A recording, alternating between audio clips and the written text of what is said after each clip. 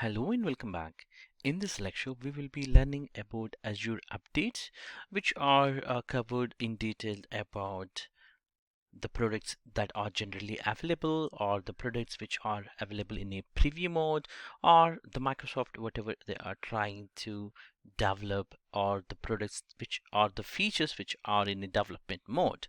We'll go through what public and private preview features a little bit more, not to start anytime. We will see about the products and services on Microsoft Azure, and it's a kind of official product or release or the product that is called generally available.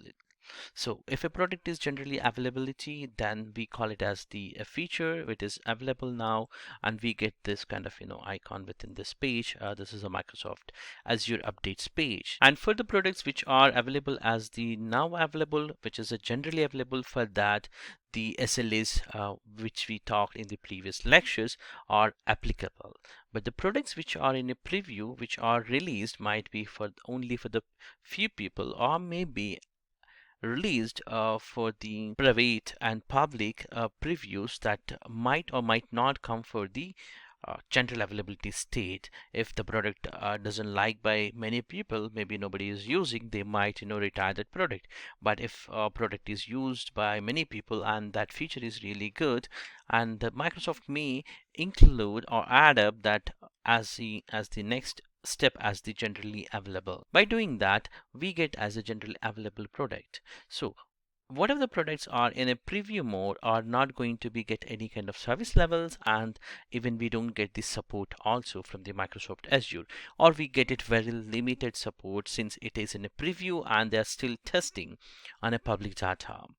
And make sure that if you're trying to design any of the solutions with the products that are in a preview, you might have to take this as a caution about SLAs and support in terms of product designing. You can filter these with applicable. For example, if I just filter with the in preview, and I can choose the category also. Let's say I want it for computing section, so I can simply choose that and apply the filter. So I would be getting as only preview. If you see here as your backup for the SAP HANA and other, it's going to be one of the feature for the soft delete. Similarly, Siri console for the virtual machines now available in US government cloud, which is in a preview state. Now, the similar option, if we as a requested Microsoft to develop, or they develop some kind of new features, they would be taking up, and you can check out here with the filter of in development. So we can see here Service Fabric Mesh Preview is currently running availability zone support for Service Fabric clusters. So these are the products which they are taken as a development, and anytime they may develop these and they will put it into the preview mode for the public and private.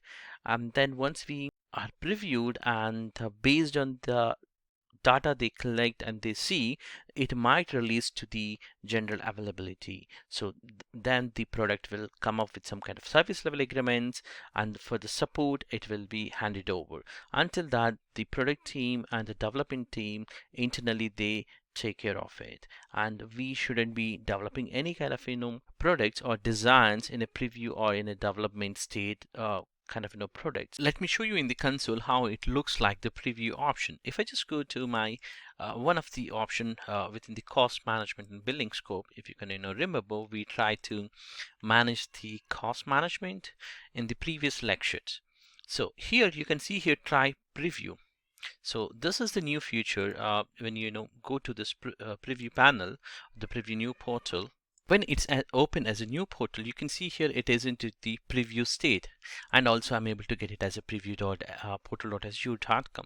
So that's one example I can show you. And if I just go to all services in Microsoft Azure portal.com, and you can see some of them are referred as a preview still, like mesh applications, SAP HANA on Azure, because there's a completely new service where you can host your SAP services, SAP HANA, especially because very big systems, that's SAP HANA, you can now host on a Microsoft Azure. They're bringing up and they are doing the changes to suit into the Microsoft Azure. So such things are shown here as the preview option. So By this time, you might have understand about what exactly the preview and the generally available features are the services. So these are the generally available. If you see here, if it is a depreciated, it is clearly mentioned in the brackets, or clearly mentioned as the depreciated.